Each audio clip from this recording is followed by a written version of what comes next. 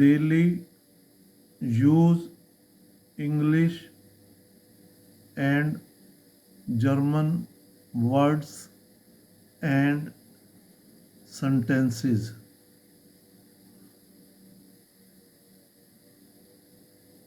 अवश्य ही या बेशक ही, ऑफ कोर्स। हम किसी को कुछ काम करते हैं, जब कुछ कह देते हैं कि ये करना है,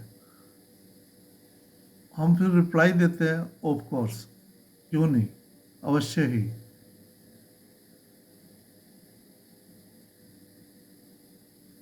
नेचुरलिस्ट ये जर्मन में कहते हैं अवश्य ही, ऑफ कोर्स। स्वागत है, कोई आता है हमारे घर में तो हम उसको बोलते हैं वेलकम। विलकोमेन ये जर्मन भाषा में बोलते हैं।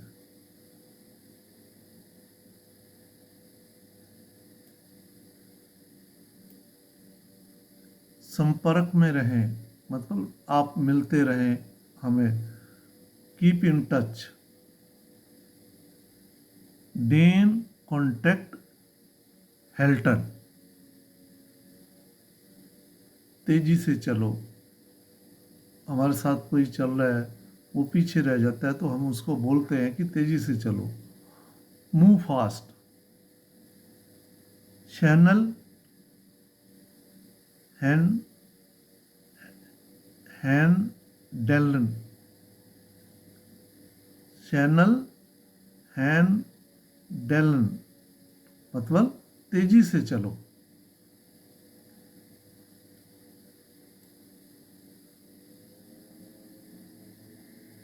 कृपया थोड़ा जल्दी आइए, वो काफ़ी पीछे रह जाता है, भाई जल्दी आओ आगे।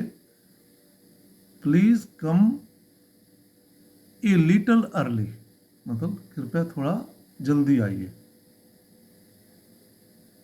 बिट्टे कॉमन साई इट वाज थ्रू हर। ठीक है, कृपया अपना सामान यहाँ ले आइए। अब उसके हाथ में सामान है तो हम उसको कहते हैं आप अपना सामान यहाँ ले आइए। Okay, please bring your luggage over here. भाई यहाँ ले आइए और यहाँ रख दीजिए। ओके बिटे ब्रिंजन साई ईहर गे पैक हायर हर। अब पनीर हम इंडिया में चीज़ कहते हैं और जर्मन में कैसे बोलते हैं।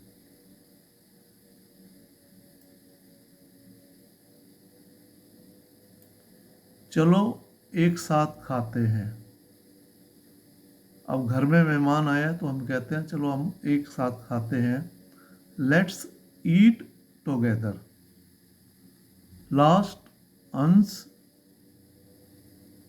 जूसेमन इसेन। Carry on bag. Carry on bag वो होता है जब हम एयरपोर्ट पे जाते हैं तो जब हम डिपार्चर के लिए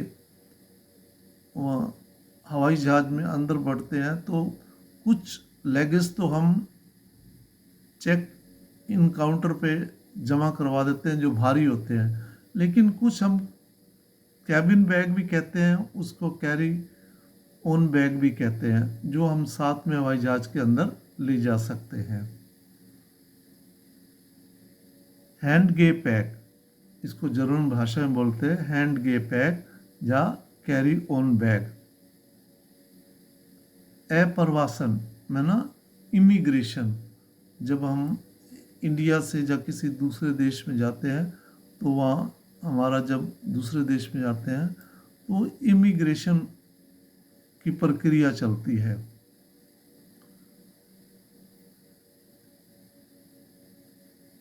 आइन वान डर रंग मतलब इमिग्रेशन। प्रस्थान गेट मतलब डिपार्चर गेट, जहाँ हम डिपार्चर गेट जहाँ से हमने प्रस्थान करना है, हवाई जहाज में जाना है, उस गेट को हम डिपार्चर गेट बोलते हैं। एफ लग गेट, ये जर्मन भाषा में है।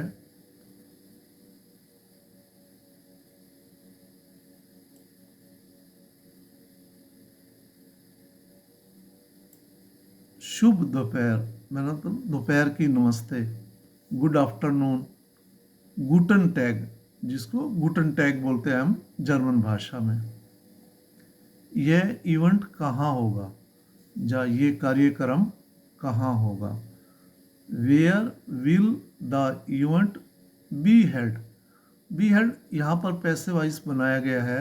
हेल्ड जो है होल्ड की थर्ड फॉर्म है, और बी जब हम पैसे वाइज बनाते हैं तो विल के साथ भी फिर थर्ड फॉर्म का प्रयोग किया जाता है, क्योंकि प्रोग्राम अरेंज करने वाले तो कोई और है। प्रोग्राम अपने आप तो नहीं होगा, तो where will the event be held, ये पैसे वाइज बनाया गया है। वो विंड डी वेरन स्टाल टंग स्टेट फिन डेन। जरूर आइए, हम फिर उनको बोलते हैं भाई आप प्रोग्राम हमने यहाँ होना है तो जरूर आइए। डू कम, मतलब डू कम में एक हमने प्रेशर दे के कहा जरूर आइए, डू कम। कोम डोश, चाहे कुछ भी हो जाए, मतलब आप जरूर आइए। तो कम वट में।